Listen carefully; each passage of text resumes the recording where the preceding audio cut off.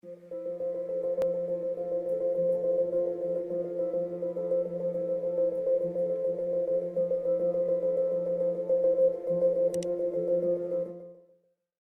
à tous et bienvenue sur la chaîne Cyril the Android. Dans la vidéo précédente, nous avons appris à créer et implémenter un recycleur view. Maintenant que nous avons notre liste qui est prête, nous pouvons désormais ajouter la fonctionnalité qui va permettre de créer une note et de l'ajouter dans la liste. On se retrouve sur notre fameux projet Note App et nous allons commencer par créer une activité. Donc pour ce faire, on va aller dérouler ici la partie App et on va créer ici une activité. Et on choisit un petit activity.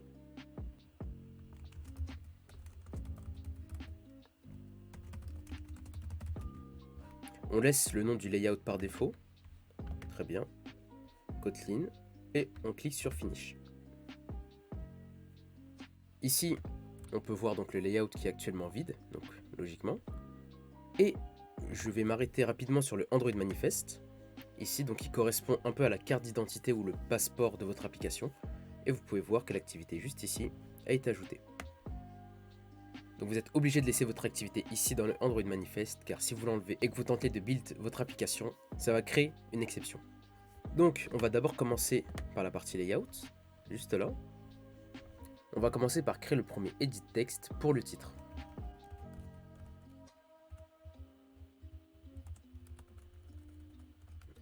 Ici. On va le mettre tout en haut de notre vue. Et on va le centrer horizontalement. Comme toujours, on rajoute un ID.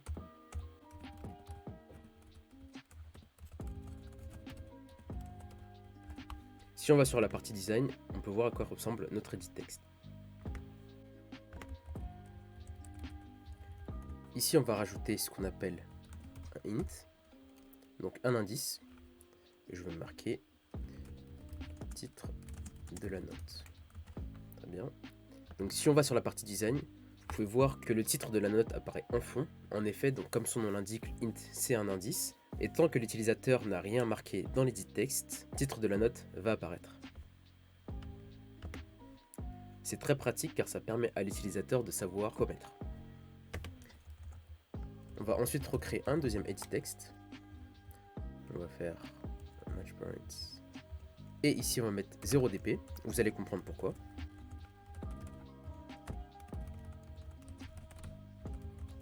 Start to start of parent et end to end of parent.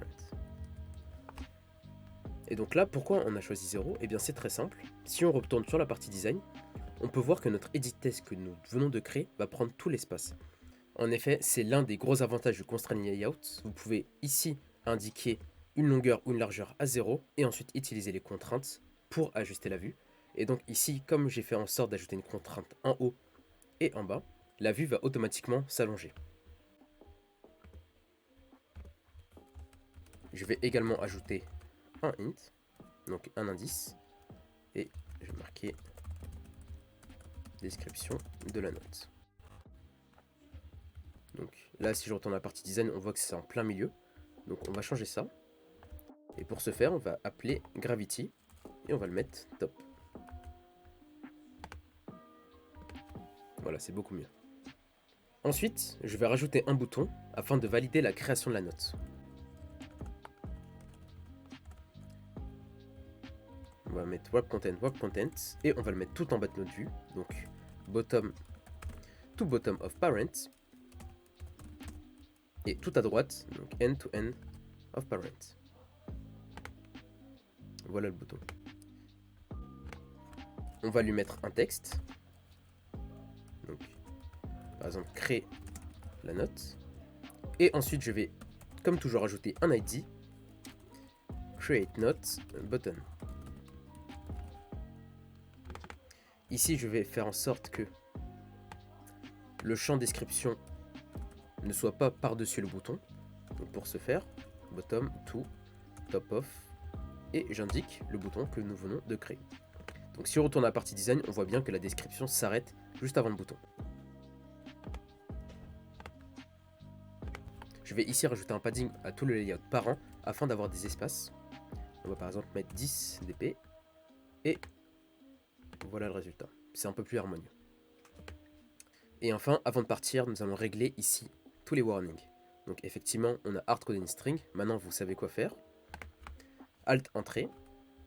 Ici, vous mettez le nom de la ressource. On va l'appeler note title. Note description. On valide. Et ici, de la même manière, on va appeler ça par exemple create note. Très bien.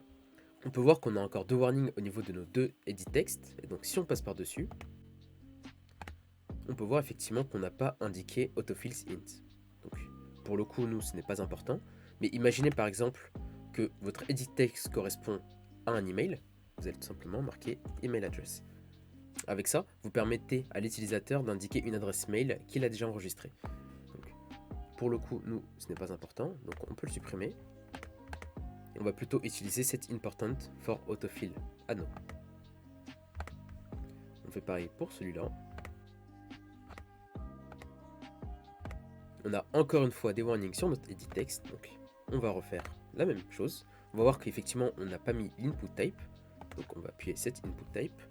Et ici ça va être tout simplement un texte, donc on va tout simplement marquer test. Si jamais c'était par exemple un nom ou pareil une adresse mail, vous indiquez tout simplement texte email adresse. Donc pour notre cas, nous, c'est juste un texte. Donc on va mettre texte.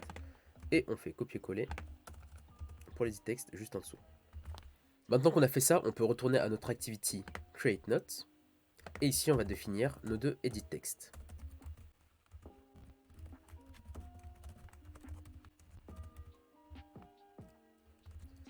Et on fait pareil pour la description. Et on n'oublie pas non plus notre bouton.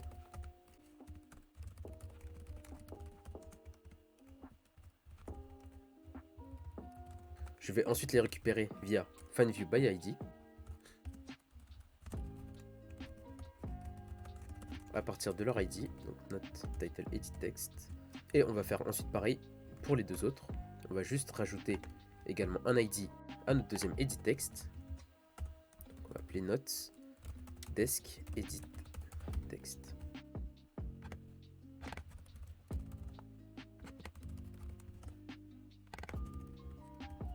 On va ensuite ajouter un set onClick listener à notre bouton. Et lorsqu'on clique dessus, on va tout simplement récupérer le titre et la description. D'ailleurs, juste ici, c'est bien notre desk edit. Pour récupérer le texte indiqué par l'utilisateur dans un edit text, il faut tout simplement faire notre title, text et toString. On fait pareil donc pour la description.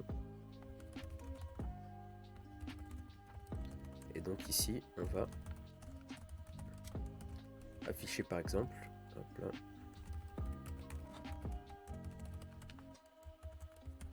le titre et la description qui vient d'être indiqué.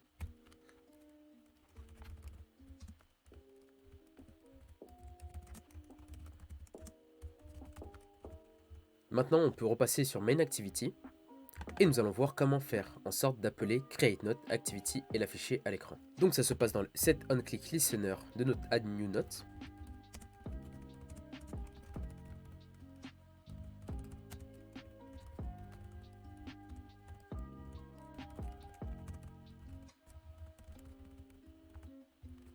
Et ça, on peut l'enlever.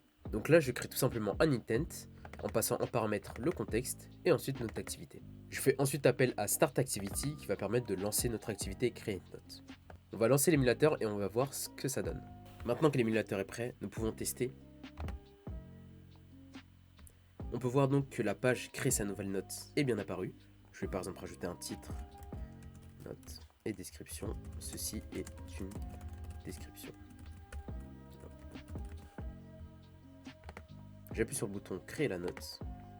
Et si on affiche le logcat, on peut voir juste ici que le titre et la description ont bien été récupérés à partir de l'edit text. Maintenant que nous avons récupéré le titre et la description d'une note, nous souhaitons tout simplement créer la note et l'afficher de notre cycler view à la page précédente. Donc pour ce faire, on retourne sur notre main activity. Nous allons créer ce qu'on appelle une activity result.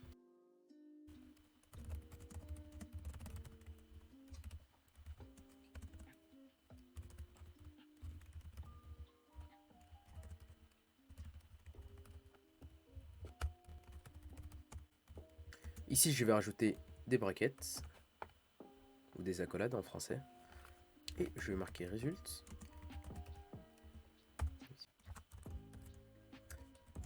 If result code égale activity result OK. Là, nous allons créer la note. Donc, à quoi sert activity result? Eh bien, c'est très simple, ça sert tout simplement à appeler une activité dite enfant et de récupérer des données. Donc, dans notre cas, ça va être le titre et la description dans l'activité parent. Donc, ça explique le fait qu'ici, on utilise comme contrat start activity for result, car nous allons effectivement start notre activité enfant, donc la create notre activity, afin de récupérer des données, donc un résultat.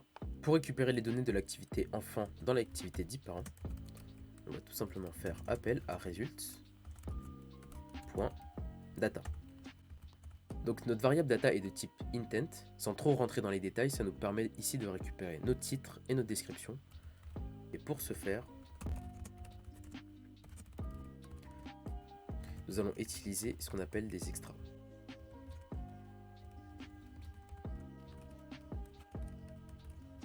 Donc ici, je récupère ce qu'on appelle un extra de type string à partir de l'intent data. Et pour les récupérer, je note ici une clé que je vais appeler noteTitle et que je vais définir dans un autre dossier. Ici, vous allez faire new. Et c'est juste un file et je vais appeler ça constants. Et donc à l'intérieur, vous allez mettre l'ensemble de vos constantes. Donc on va noter d'abord le mot-clé const. Donc c'est une clé de type string. On va l'appeler tout simplement noteTitle. Et ici noteDesc. Car nous allons faire la même chose pour la description.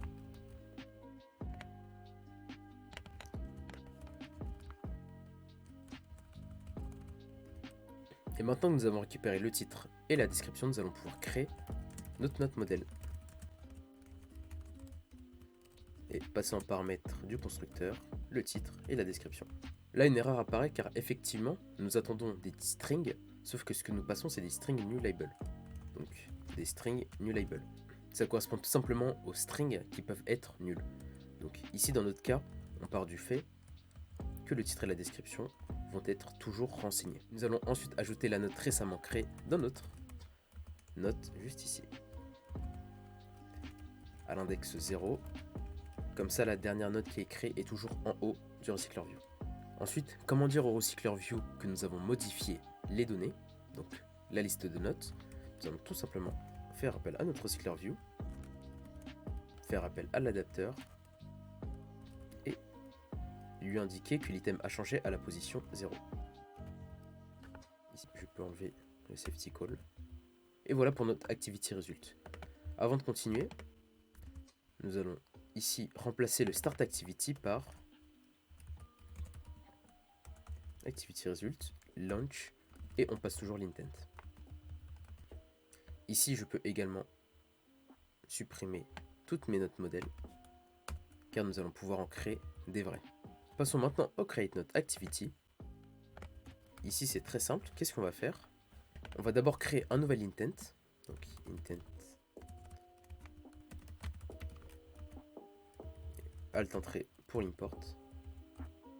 Et ici, je vais utiliser la méthode putExtra. Donc, le premier paramètre va être la clé.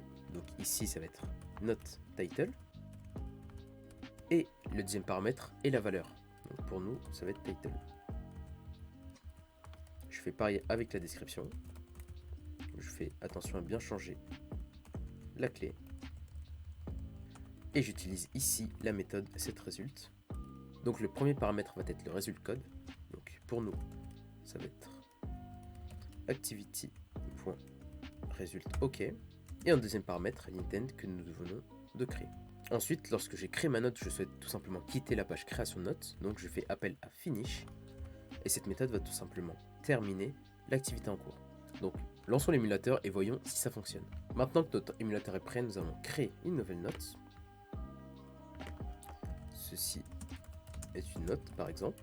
En description, vous mettez ce que vous voulez. Ceci est une description. Et on appuie sur le bouton créer la note. Et là on peut bien voir effectivement que la note s'est bien ajoutée dans notre Recycler View.